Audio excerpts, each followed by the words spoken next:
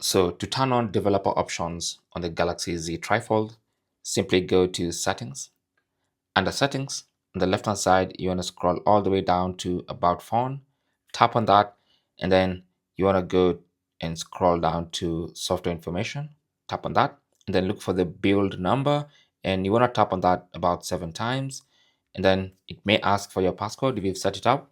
If not, it's going to ask you to allow development settings, tap OK, and that's going to turn on developer options.